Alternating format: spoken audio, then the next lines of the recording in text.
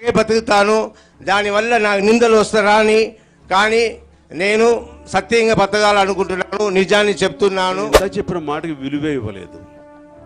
మంచి ఉంటే మైక్లో చెప్పండి, చెడు ఉంటే చెవులో చెప్పుకుందాం గదిలో. హీరోగా సినిమాలు యాక్ట్ చేస్తున్నాం, కానీ అదే హీరోగా మనం రియల్ లైఫ్లో పనిచేసినప్పుడు దాన్ని నొక్కేస్తున్నారు, దాన్ని తొక్కేస్తున్నారు. హీరో రాజశేఖర్ అనే మాట వినబడగానే మొదటిగా గుర్తు వచ్చేది టాలీవుడ్ యాంగ్రీ యాంగ్మ్యాన్ అనే బిరుదు. ఒకనొక సమయంలో చిరంజీవి గారికి గట్టి పోటీ ఇతనే అని టాలీవుడ్ భావించేలా చేసిన వీరు ఆ తర్వాత ఎందుకని సినిమాలకు దూరమయ్యారు? అసలు సినిమా అవకాశాలే రాకుండా చేసి పడేసింది ఎవరు? దేనికి రాజశేఖర్ గారిని పాతాళానికి తొక్కేశారు? అసలు చిరంజీవికి రాజశేఖర్కి మధ్య ఉన్న గొడవ ఏంటి అనే ఈ విషయాల గురించి ఈ వీడియోలో మాట్లాడుకోబోతున్నాం. ఇది మాత్రమే కాదు, అసలు రాజశేఖర్ గారు డాక్టర్ అయి ఉండి యాక్టర్గా ఎందుకు మారారు, హీరోగా తన జీవితాన్ని ఎలా మొదలు పెట్టారు, జీవిత గారితో పరిచయం ఎలా ఏర్పడింది, చిరంజీవి గారితో వీరికి ఉన్న గొడవలేంటి, ఇలా రాజశేఖర్ గారి గురించి మీకు తెలియని ఎన్నో విషయాలు ఈ వీడియోలో చెప్పబోతున్నాను. వీడియో చాలా ఇంట్రెస్టింగ్గా ఉండబోతుంది. తప్పకుండా వీడియోని చివరి వరకు చూడండి. అలాగే మీ వంతు సపోర్ట్గా వీడియోని లైక్ చేసి ఛానల్ని సబ్స్క్రైబ్ చేసుకుని పక్కన ఉన్న బెల్ ఐకాన్ ఆన్లో పెట్టుకోండి. రాజశేఖర్ గారు 1962 ఫిబ్రవరి 4న తమిళనాడు రాష్ట్రంలోని తేని జిల్లా లక్ష్మీపురంలో జన్మించారు. వీరి తల్లిదండ్రుల పేరు వరదరాజన్ గోపాల్, ఆండాల్ పెళ్ళై. రాజశేఖర్ గారి స్కూల్ చదువు అంతా తమిళనాడులోని లక్ష్మీపురంలో పూర్తయింది. ఇక రాజశేఖర్ గారి తండ్రి పోలీస్ ఆఫీసర్. రాజశేఖర్ గారు చిన్నతనంలోనే ఎన్సీసీ విద్యార్థిగా ఉండడం వల్ల తాను కూడా తన తండ్రిలాగే పోలీస్ ఆఫీసర్ అవ్వాలి అనుకున్నాడు. కానీ తన తండ్రి మాత్రం అందుకు ఒప్పుకోలేదు. నువ్వు డాక్టర్ అవ్వాలని అన్నారు. అందువల్ల రాజశేఖర్ గారు ఇంటర్లోనే బైపీసీ తీసుకున్నారు. అయితే అప్పట్లోనే రాజశేఖర్ గారికి సినిమాల మీద ఇష్టం ఉండడంతో నేను కూడా హీరో కావాలి అనుకునేవారట. ఇక ఇంటర్ కంప్లీట్ చేశాక సెలవుల్లో తనకన్నా 5 సంవత్సరాలు పెద్ద ఉన్న ఒక అమ్మాయిని ప్రేమించి తనకు చెప్తే అందుకు ఆమె ఒప్పుకోకపోవడంతో ఆ టైం నుండే తాగుడికి బానిసయ్యారు. కానీ కొంతకాలానికి తన ఫ్రెండ్స్ వల్ల దాని నుండి బయటపడ్డారు. ఆ తర్వాత హీరో అవుతానని తన తండ్రికి చెబితే వాళ్ళ నాన్నకి తన కొడుకు సినిమా ఫీల్డ్కి వెళ్లడం ఇష్టం లేదు. దాంతో డాక్టర్ అవ్వాల్సిందే అని గట్టిగా చెప్పారట. ఇక చేసేదేమీ లేక ఎంబీబీఎస్ కంప్లీట్ చేసి హౌస్ సర్జన్ అయ్యాక కొద్ది రోజులు ప్రాక్టీస్ కూడా చేశారు. ఇక హీరోయిన్ శ్రీదేవి వాళ్ళ నాన్న, రాజశేఖర్ వాళ్ళ నాన్న మంచి స్నేహితులు. దాంతో శ్రీదేవి గారి వాళ్ళ నాన్న రాజశేఖర్ డాక్టర్ కంప్లీట్ చేశాడు కదా, మా అమ్మాయినిచ్చి పెళ్లి చేద్దామని రాజశేఖర్ గారి వాళ్ళ నాన్నని అడిగారట. కానీ సినిమాల్లో నటించే వారిని తన కోడలుగా చేసుకోవడం ఇష్టం లేదని వారి తండ్రి సంబంధాన్ని తిరస్కరించారట. ఆ సమయానికి రాజశేఖర్ గారు డాక్టర్గానే ఉన్నారు. తండ్రి కోసం డాక్టర్ అయినప్పటికీ హీరో అవ్వాలనే తన కోరిక మాత్రం రాజశేఖర్ గారికి అలానే ఉండిపోయింది. దాంతో ఇక డేర్ చేసి ఎవరికి చెప్పకుండా మద్రాసులో ఉన్న ఒక ఫిలిం ఇన్స్టిట్యూట్లో యాక్టింగ్ కోర్స్ కోసం అప్లై చేశారు. అక్కడ ఉన్న వాళ్ళు ఫస్ట్ టైం ఒక డాక్టర్ ఇలా యాక్టర్ అవ్వడం కోసం అప్లై చేశాడని రాజశేఖర్ గారికి వెంటనే సీట్ ఇచ్చేశారు. అలా ఆయన క్లాసులకు వెళ్ళి యాక్టర్ అయిన తర్వాత ఆయనకు ఒక మూవీలో సెకండ్ హీరోగా అవకాశం రావడం, ఆ విషయాన్ని వాళ్ళ నాన్నకి చెప్పడం, ఆయన ఇష్టం లేకపోయినా సరే కొడుకు ఆనందం కోసం ఒప్పుకోవడం జరిగింది. ఆ సమయంలోనే జీవిత గారిని ఆ మూవీకి హీరోయిన్గా పెట్టారు. అప్పుడు ఆమె నల్లగా ఉండడంతో ఆమెను తక్కువ చేసి ఆమె హీరోయిన్గా ఏంటి మార్చేయండి అన్నారట. వెంటనే డైరెక్టర్ సరే అని చెప్పి రాజశేఖర్ని మూవీ నుంచి తీసేసి వేరే వాళ్ళని పెట్టేశారు. ఆ తర్వాత విలన్గా అవకాశాలు వచ్చాయి. ఏది వదలడం ఇష్టం లేక ఓకే చెప్పేశాడు. ఈ సినిమా షూటింగ్ చేస్తున్నప్పుడే తెలుగులో ప్రతిఘటన అనే సినిమాలో కూడా సెకండ్ హీరోగా ఛాన్స్ వచ్చింది. దాంతో రెండిట్లో ఒకేసారి నటించగా రెండూ కూడా 1985లో విడుదలయ్యాయి. ప్రతిఘటన సినిమాలో చాలా మందికి మంచి పేరు వచ్చినప్పటికీ రాజశేఖర్ గారికి పెద్దగా క్రెడిట్ ఏం రాలేదు.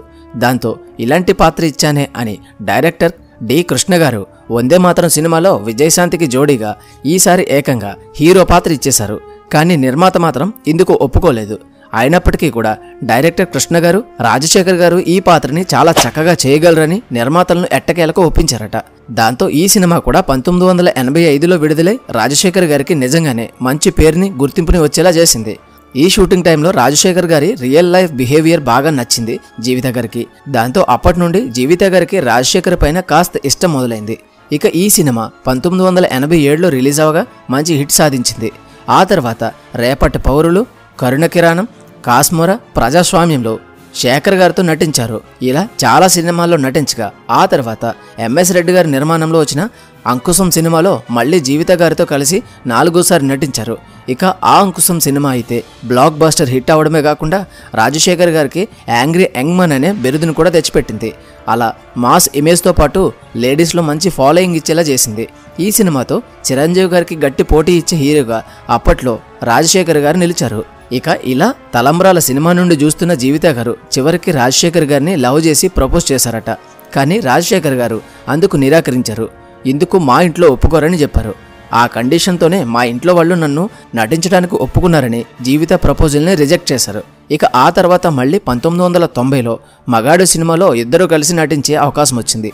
ఆ సమయంలో రాజశేఖర్ గారికి యాక్సిడెంట్ అవ్వడం, అప్పుడు తనను చూసుకోవడానికి వాళ్ళ అమ్మ నాన్న దగ్గర లేకపోవడం, జీవిత గారే హాస్పిటల్లో చేర్చి తనకు కావలసిన అవసరాలన్నీ జీవిత గారే చూసుకునేవారు. ఆ తర్వాత రాజశేఖర్ అమ్మ నాన్నలు వచ్చి జీవిత గారు చేసేది చూసి రాజశేఖర్ గారిని విషయమంతా అడిగి తెలుసుకుని ఇంతకంటే మంచి అమ్మాయిని తమ కొడుక్కి తీసుకురాలేమని భావించి జీవిత గారిని కోడలుగా చేసుకోవడానికి ఒప్పుకొని 1991లో వీరిద్దరికీ పెళ్లి చేశారు. ఆ తర్వాత చాలా మూవీస్ చేశారు. కానీ కొన్ని మాత్రమే హిట్ కొడితే చాలా మూవీస్ హిట్ అవ్వలేదు. తర్వాత 5 ఏళ్ల వరకు సరైన హిట్ లేక క్రేజ్ తగ్గి రాజశేఖర్ గారికి మార్కెట్లో విలువ పడిపోయింది. తర్వాత 2008లో వచ్చిన గోరింటాకు మంచి సెంటిమెంటల్ హిట్ కొట్టింది. ఆ టైంలో రాజశేఖర్ గారే ఒక శివాని శివాత్మక ఫిలిం బ్యానర్ స్థాపించి నిర్మాతలుగా మారారు. అలా జీవిత గారి దర్శకత్వంలో సత్యమేవ జయతే అనే సినిమా తీశారు. 2009లో వచ్చిన ఈ సినిమా పెద్దగా హిట్ అందించలేకపోయింది. అలాగే చాలా నష్టాలను కూడా తెచ్చిపెట్టింది. ఆ తర్వాత నా స్టైలే వేరు, మా ఆయన బంగారం, మహంకాళి, గెడ్డం గ్యాంగ్, తీగ ఇవన్నీ వరుసగా ఫ్లాప్ అవుతూ రావడమే కాకుండా ఆ నష్టాలు తన ఆస్తులను కూడా పోగొట్టేలా చేశాయి. దాంతో చేసేదేమీ లేక చెన్నైలో ఉన్న తన 2 ఇళ్లను, హైదరాబాద్లో ఉన్న ఒక ఇళ్లను అమ్మేసి ఆ అప్పులను తీర్చారు. ఇలా రాజశేఖర్ గారు తన ఆస్తులను పోగొట్టుకుని ఏ నిర్మాత రాని టైంలో ప్రవీణ్ సత్తార్ గారు వచ్చి గరుడు వేగ కథను చెప్పడం జరిగింది. ఈ కథ అందరికీ నచ్చింది. కానీ సినిమా బడ్జెట్ 78 కోట్లు అవుతుందని అన్నారు. అయితే ఆ సమయంలో ఏ నిర్మాత కూడా రాజశేఖర్ గారిపై నమ్మకంతో డబ్బులు పెట్టలేని పరిస్థితి అది. దాంతో రాజశేఖర్ గారు చివరికి పంజాగుట్టలో ఉన్న తన ఇంటిని అమ్మేసి సినిమా తీశారు. అనుకున్నట్లుగానే టాలీవుడ్ లెవెల్లో ఈ సినిమా తీసి మంచి హిట్ని సాధించారు. దాంతో ఇలా 2017 నవంబర్లో వచ్చిన ఈ గరుడు వేగ సినిమా సూపర్ హిట్గా నిలిచింది. పెట్టిన డబ్బులే కాకుండా కొంత లాభాలు కూడా తెచ్చిపెట్టింది. ఆ తర్వాత కల్కి అనే సినిమా తీశారు. అది కూడా హిట్ అయింది. ఇక ముఖ్యంగా రాజశేఖర్ గారికి చిరంజీవి గారితో ఉన్న గొడవ ఏంటి?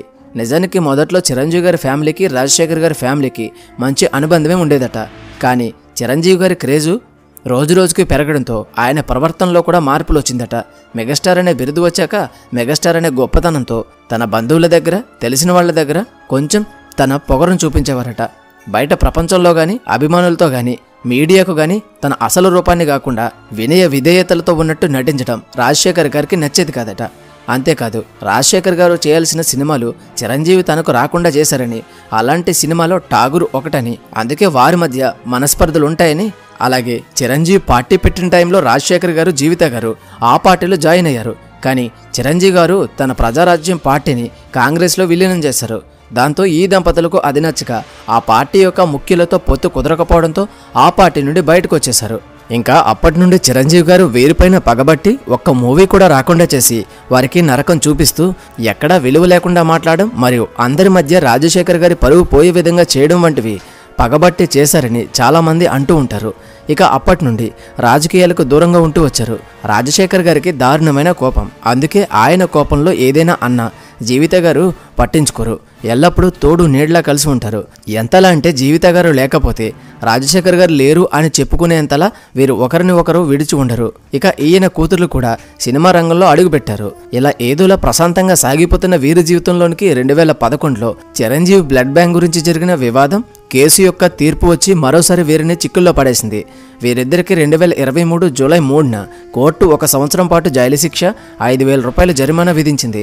దాంతోపాటు ఉన్నత న్యాయస్థానంలో అప్పీలు చేసుకునే అవకాశం కూడా తెలిపింది. అలా వారి జీవితంలో డబ్బు ఉన్న డాక్టర్ అయ్యే అవకాశం ఉన్నా సరే తన ఫ్యాషన్ కోసం హీరో అయ్యారు. కానీ చిరుగారితో అయిన గొడవల కారణంగా పాతాళానికి తొక్కేశారు. అండ్ ప్రతి ఒక్కరికి కోపం అదుపులో ఉండాలి. ఒక్క మాట అణుబాంబు కంటే చాలా ప్రమాదం. మాట అదుపులో ఉంటే అన్నీ బాగుంటాయి. కోపం అదుపులో ఉంటే జీవితం బాగుంటుంది. గుర్తుపెట్టుకోండి. ఈ వీడియోకి ఇంతే. ఈ వీడియో కనుక మీకు నచ్చినట్లయితే తప్పకుండా లైక్ చేయండి. అలాగే మరిన్ని మంచి వీడియోస్ కోసం ఛానల్ని సబ్స్క్రైబ్ చేసుకుని పక్కనే ఉన్న బెల్ ఐకాన్ ఆల్లో పెట్టుకోవడం మర్చిపోవద్దు. మళ్ళీ మరొక మంచి వీడియోతో కలుద్దాం. Until then thank you. Bye. జై.